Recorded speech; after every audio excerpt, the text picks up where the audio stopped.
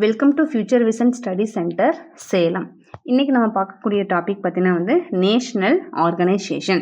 So national organisation அதாவது இந்தியாவில் அது சென்னையை தலைமையிடமாக கொண்ட தேசிய பல்லுயிர் ஆணையம் NBA national biodiversity authority.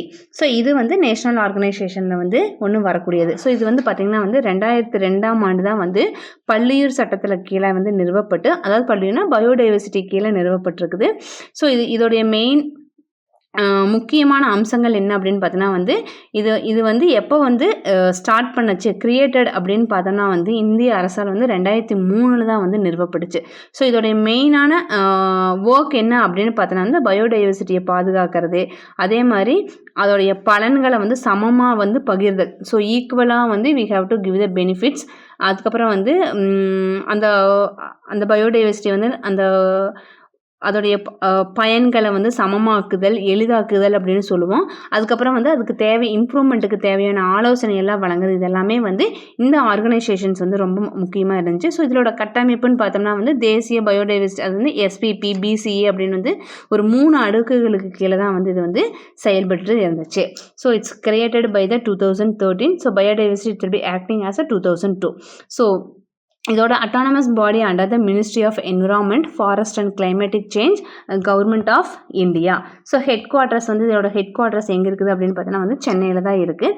So இதோடைய ஆக்ட் என்னன்னு பார்த்தீங்கன்னா வந்து facilitations, regulations and advisory body to the government of India. So on issues of conservation, so sustainable uses, அந்த ரிசோர்ஸஸ் பற்றியும் ஷேரிங் த ரிசோர்ஸஸ், அந்த சஸ்டைனபிள் சோர்சஸ் வந்து என்னென்ன இருக்குது, அந்த ரிசோர்ஸஸ் வந்து கன்வெர்ட் பண்ணுறது என்னென்னவெல்லாம் இருக்குதோ அதெல்லாமே வந்து இதோடைய மெயின் ஒர்க்காக வந்து இருந்துச்சு.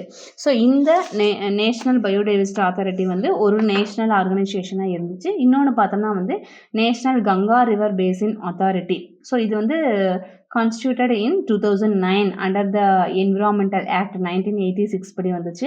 இன்னொன்று பார்த்தோம்னா வந்து நேஷ்னல் கிரீன் ட்ரிபியூல்ஸ், அது வந்து 2010 தான் வந்து it's been handling all the cases related to the environmental issues வந்து பண்ணுச்சு. நெக்ஸ்ட் ஒன் இந்த மாதிரி நேஷ்னல் ஏஜென்சிஸ் அப்படின்னு பார்த்தோம்னா வந்து ஸ்டேட் பயோடைவர்சிட்டி போர்டு, அதான் வந்து SPPS அப்படின்னு சொல்லுவோம், state biodiversity board. So next one பார்த்தோம்னா வந்து பயோடைவர்சிட்டி மேனேஜ்மெண்ட் கமிட்டி. ஸோ இதெல்லாமே வந்து நேஷ்னல் ஆர்கனைசேஷனுக்கு கீழே செயல்பட்டு இருக்கக்கூடிய கமிட்டிஸ். ஸோ இந்த national Ganga river basin authority அந்த 2009 வந்தது.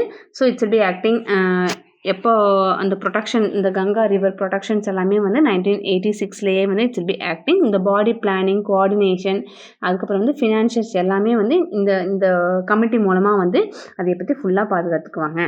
ஸோ இதை ரிலேட்டடாக ஒரு கொஷின் பார்த்தா நேஷ்னல் பயோடைவர்சிட்டி அத்தாரிட்டி வந்து இட்ஸ் எஸ்டாப்ளைஸ்ட் அண்டர் விச் ஆக்ட், எந்த ஆக்டுக்கு கீழே வந்து இது வந்து எஸ்டாப்ளைஸ் பண்ணப்பட்டுச்சு.